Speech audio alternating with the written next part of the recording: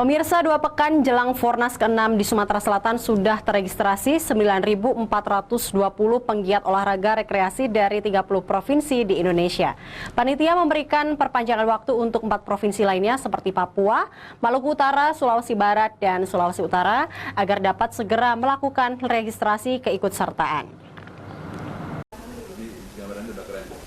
2 pekan jelang Fornas Kormi ke-6, Gubernur Sumatera Selatan Herman Deru menerima langsung kunjungan Ketua Umum Komite Olahraga Rekreasi Masyarakat Indonesia atau Kormi, Hayono Isman.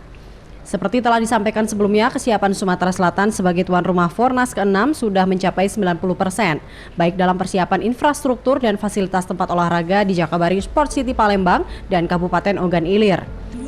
Sebanyak 9.420 penggiat dari 30 provinsi di Indonesia sudah teregistrasi dan menyatakan siap untuk hadir dan mengikuti perhelatan Festival Olahraga Rekreasi Nasional ke-6 di Sumatera Selatan yang akan berlangsung mulai 1 hingga 7 Juli 2022 mendatang.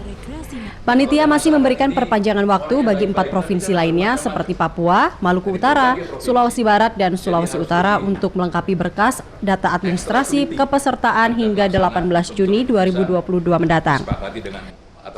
Sehingga panitia penyelenggara pada Duta Besar SEM memperpanjang waktu pendaftaran yang semestinya berakhir kemarin, tetapi diperpanjang sampai dengan tanggal 18 Juni 2022 untuk 4 provinsi ini bisa masuk mendaftarkan dan menyampaikan data-datanya tentang kepesertaan daripada pegiat dari provinsi tersebut. Sebagai tuan rumah Fornas ke-6, Ketua Kormi Sumatera Selatan Samantha Tiffany menargetkan Sumatera Selatan masuk dalam posisi 3 besar nasional sebagai juara dalam perhelatan olahraga rekreasi masyarakat ini. Yang pelaksanaan untuk venue sendiri kita ada di Palembang, di Jakabaring, di JSC, dan di Ogan Ilir untuk airsoft gun dan layang-layang. Plus ada 1 eksibisi memanah berkuda.